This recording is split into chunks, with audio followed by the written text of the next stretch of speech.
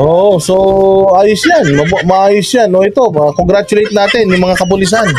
Oo, bago tayo magtapos. So dito, tapusin natin yung tapusin natin yung isang itong ating live stream sa pamamagitan ng balitang ito. Napakaganda ng balitang to, mga boss. Oo, alam niyo ba yung kanta natin? Di ba nagsimula yung ating live stream sa Tunay na Laya? Yung kanta na Tunay na Laya, kutya, eto matindi. Oo, 8 PDL nakatakas sa kulungan sa San Jose del Monte, Diyos mio. So ayan ang totoong laya. Oh, panoorin natin. Panoorin natin itong Tunay na Laya, naklaya, 8 PDL. Palakpakan natin, ang galing talaga ng pulis. Tumakas ang isang grupo ng mga preso mula sa custodial facility ng San Jose del Monte sa Bulacan. 4 sa kanila ang naaresto na habang patuloy ang manhunt sa ibang tumakas. Nasa frontline ng balitang yan, si Hannibal Talete. Aakalain mong ordinaryo lang mga grupo ng mga lalaking ito na nasa pool ng CCTV ng Barangay Poblacion 1 sa San Jose del Monte, Bulacan alas 3 ng madaling araw kahapon. Pero ang grupong yan, mga nakatakas na persons deprived of liberty o PDL pala mula sa custodial facility ng San Jose del Monte Police Station. Makikitang humiwalay sa grupo ang 2 sa mga PDL habang tumakbo na papalayo ang 4 pa sa kanila. Ilang minuto lang matapos masapul ang unang grupo, 2 pang nakatakas na PDL ang nakunan sa CCTV habang kumakaripas. Ang isa sa kanila nakayapak lang sa iba pang anggulo ng CCTV. Makikita ang 4 na PDL na sumakay ng tricycle. Nakunan naman ng CCTV ang 2 PDL na pumara ng bus at nagmamadaling sumakay. Ang 2 naman ay nakita ring naglalakad sa San Ignacio Street at pumara ng jeep pero hindi ito hinintuan. Ayon sa pulisya, ang 8 PDL ay nakakulong sa Selda 4 ng nasabing police station. Nagising po yung isang preso natin na kasama doon sa Selda 4. Pinagbigay alam agad doon sa duty na may nakatakas. Nakatakas po ang mga preso. Palakpakan. Ang galing-galing nyo talaga. Putang ina, simple lang ang gagawin nyo. Babantayan yung mga hinayupak, nakatakas pa. Ang ina, ano yan? Mga kaso yan, drugs, snatching, hold-upping. Baka mamaya may nakagahasa pa dyan. Walang due talaga. Human rights, ito yung mga gusto nyo, di ba? Nakakawala yung mga kriminal.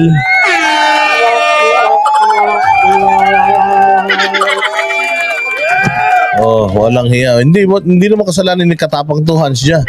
Sa presinto to eh. Ayan oh, walang hiyang presinto na yan. Anong ginagawa ng mga pulis dyan? Nagmo-Mobile Legend?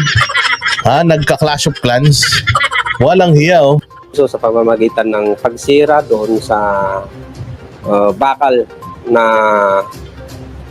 harang ng bintana sa may comfort room. Yun po ay kanilang nilagari po. 5 bakal ang nilagari ng mga PDL para Putang ina, ang daming bakal niyan. 5, taas baba lagari niyan. Hindi nyo narinig yan. Ang galing nyo.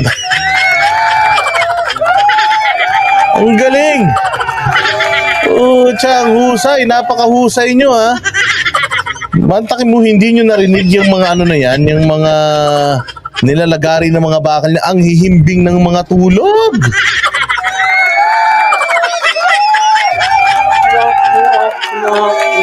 Ay na, sana all mahimbing ang tulog ha. umuga. Nakuha rin ang ginamit nilang panglagari na may habang 4 na pulgada. Iniimbestigahan pa raw ng mga pulis kung paano naipuslit ang panglagari sa kulungan. Tayo na, wag nyo imbestigahan paano na ipuslit yung lagari. Imbestigahan nyo paano nakalabas yung mga tarantado nang hindi nyo nahuhuli.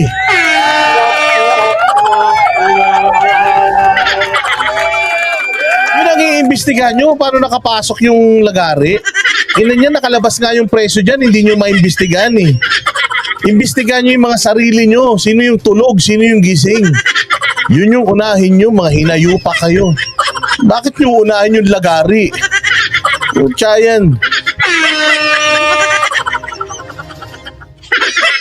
Walang kay stress-stress. Sayo ni Mia Pochi, tulog na tulog ang mga hayop po. Ibang klase.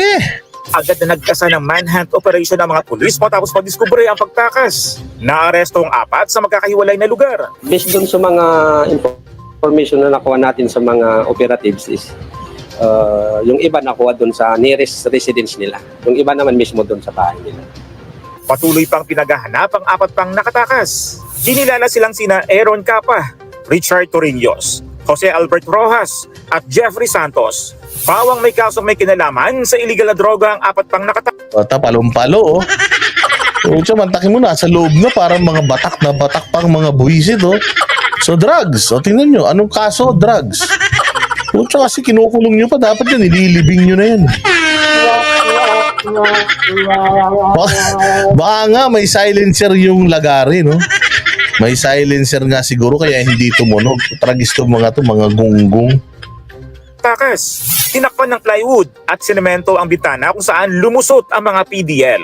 Panawagan naman ng mga pulisya sa mga kaanak ng mga tumakas. Pag meron silang informasyon, makipag-coordinate sila sa atin, sa mga kapulisan para o either i-surrender na lang po nila yung mga nakatakas na kamag-anak nila. Nagbabalita mula sa frontline. Palakpakan. O, hindi ba? Napakagandang balita niyan. At dyan